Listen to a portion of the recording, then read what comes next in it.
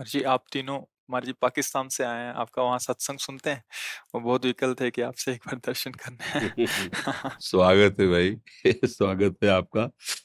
वो तो हमारे हो, हमारे घर का बंटवारा हो गया तो पड़ोसी हो गए, नहीं हो तो हमारे ही। तो स्वागत है आपका कि आप वहां से संत समागम के लिए आए। वो धन्यवाद है। बस नाम जप करो और अपने धर्म से रहो, अपनी निष्ठा से रहो। ये सारी भूमि जितना भी विश्व ब्रह्मांड मेरे श्री कृष्ण का ही है। कहीं भी कोई भी हो मेरा ही है। कोई भी नाम ले, कोई भी आराधना करे, किसी भी धर्म का हो, उपासना तो मेरे ही भगवान की कर रहे हो जी। हम सो जाते हैं घर पे, मतलब नींद में सो जाते हैं तो आत्मा बहुत सारी, जैसे यहाँ सैकड़ों, इधर भी उधर भी, पूरा में। जो कारण क्या बहुत है? सारे आत्माएं घेर लेती हैं, इनको ऐसा अनुभव होता है। अरे तुम तो घर में सोए हो, हम स्मशान में सोए यार, कोई घेरता नहीं है। आत्मा क्या कहती है कि परमात्मा का नाम कैसे लिया जाए, बस यही कहती है। देखो आप बताए, देखो आपने सुनो, आप तो मैं बताए, ये मन जो है ये बहुत बवाली चीज है। ये स्वयं भगवान बन जाएगा, कभी देवता बन जाएगा, कभी काम बन जाएगा, कभी भूत बन जाए।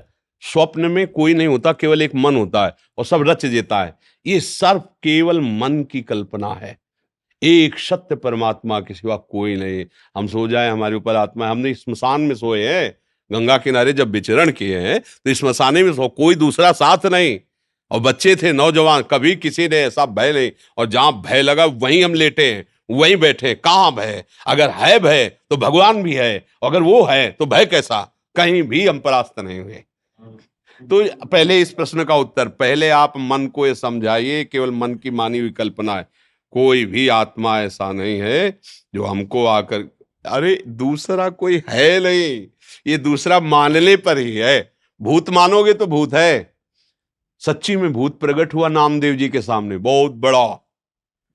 नामदेव जी ने कहा आप हमको धोखे में नहीं डाल सकते, विट्ठल तुम ही हो, भूत खत्म, विट्ठल भगवान प्रकट।